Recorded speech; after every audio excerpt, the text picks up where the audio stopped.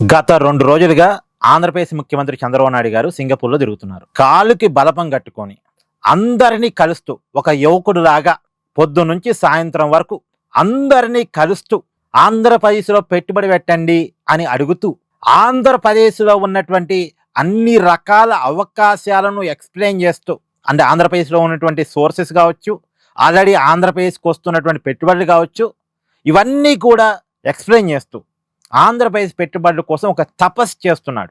76 ఏళ్ల వయసులో చంద్రబాబు నాయుడు గారు చేస్తున్న ప్రయత్నం ఇది. నిజంగా ఇక్కడ మనం అభినందన చెప్పాలి, రాజకీయాలకు అతీతంగా. ఇప్పుడు ఆయన ఒక మార్కెటింగ్ మేనేజర్ అయిపోయాడు. ఇప్పుడు అలా ముఖ్యమంత్రి మార్కెటింగ్ మేనేజర్ అయితే ఎలాంటి ఫలితాలు ఉంటాయి అంటానికి ఆంధ్రప్రదేశ్ ఒక ఎగ్జాంపుల్. మొత్తం దేశానికి వస్తున్న పెట్టుబడుల్లో 25% అంటే ఒక పావల పూర్తిగా ఆంధ్రప్రదేశ్కే వస్తున్నాయని నేషనల్ మ్యాగజైన్స్ చెప్తున్నాయి. మన లోకల్ పేపర్లు కాదు, మన లోకల్ టీవీలు కాదు. మన లోకల్ టీవీలకి పార్టీలు ఉన్నాయి, మన లోకల్ పేపర్లకి పార్టీలు ఉన్నాయి.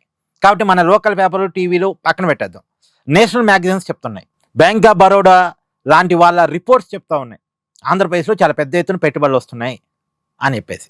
మరి ఎందుకు వస్తున్నాయి అంటే కారణం ఇది.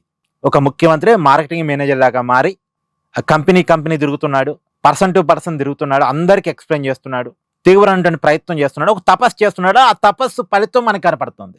నిన్న సింగపూర్ విదేశాంగ మంత్రిని, సింగపూర్ ప్రధాని, అక్కడ ఉన్నటువంటి చాలా పెద్ద పెద్ద పారిశ్రామికవేత్తలని అందరినీ చంద్రబాబు నాయుడు గారు కలిసినటువంటి దానికి సంబంధించినటువంటి ఫోటోలు, వీడియోలు కూడా సోషల్ మీడియాలో వైరల్గా మారే. ఏ కంపెనీల ప్రతినిధులతో భేటీ అయ్యాడు అనేటువంటిది కూడా ఇవాళ పేపర్లో హైలైట్ అయింది. బట్ ఆయన చేస్తున్న ప్రయత్నాన్ని మనం ఇక్కడ అభినందించాలి. ఏమంటారు? కామెంట్ చేయండి. Please do like, share and subscribe this channel.